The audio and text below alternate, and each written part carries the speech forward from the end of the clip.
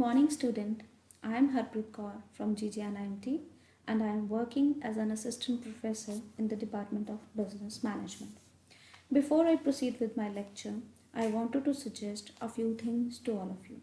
So, as we all know, the entire world is facing the problem of COVID-19. So, you all are requested to stay home and stay safe. Do come out of your houses only if extreme emergency arises. And also keep on following the guidelines being shared by World Health Organization.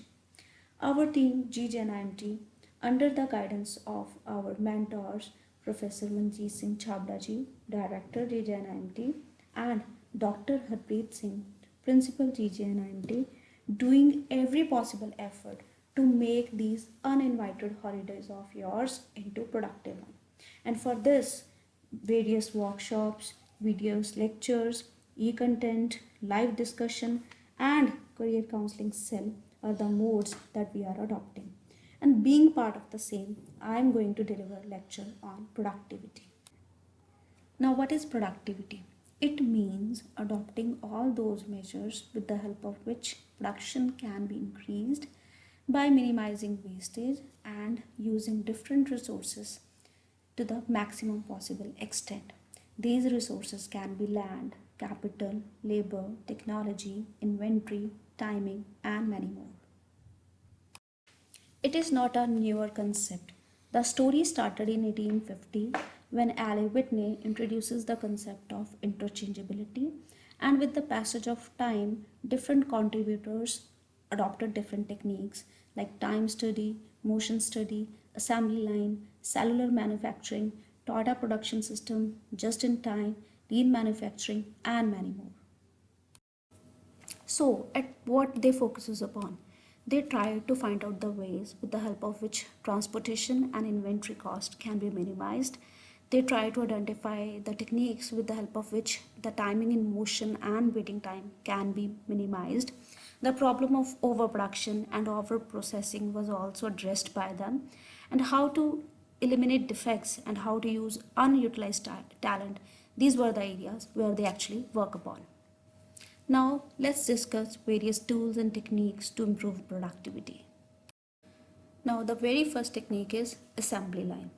This technique is mostly suitable in automobile sector, and initially it was adopted by the company Ford. Traditionally, what used to happen, the body parts have to be transported from one workstation to another workstation through physical mode. It consumes a lot of time. And in an assembly line, conveyor belt system has been introduced with the help of which the body parts moves from one workstation to another workstation through conveyor belt. It helps in maximizing labor hours and it eliminates almost all kind of wastage. So this is known as assembly line. Coming to the next technique, time study. It may be defined as the art of observing and recording the time required to do each detailed element of an industrial operation. What does it mean? It means a standard time is set to perform any activity, and the persons who are involved in that activity, they are directed or they are required to perform that activity according to as per the standard time only. So this is known as time study. The another technique is Kanban system. All of you must have observed the traffic signal system. How wonderful it is. This is how Kanban system exactly work. It helps in identifying, sorting and displaying of items in the bestest possible way. This system is followed in the supermarket like Reliance Fresh, Big Bazaar, Easy Day and Reliance Store.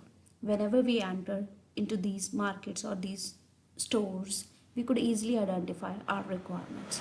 So this is how Kanban system actually works. Now, talking about interchangeable parts, it says one such part can freely replace another without any custom fitting. And to explain this, let me give you a very beautiful example. Few years back, to serve two different functions for charging a phone and for data transfer, we are requiring two different products. One is data cable and the other one is a charger. But now we can observe for these two different functions, now we are having only one product, an adapter and a detachable data cable. If we attach these two products, we can use it as a charger, and if we detach these two products, we can use it as a data cable. So this is how interchangeable parts actually works. Last but the most important technique is JIT, that is just in time. It was adopted by Japanese company Toyota. It recommend that the companies should store as much inventory as they are requiring and only at the time when they are requiring. Why? Because traditionally manufacturing units used to store huge inventory, resulting their huge capital got struck into the inventory and they are available with the lesser capital for meeting their day-to-day expenses, and further resulting their production got hampered and their production got minimized.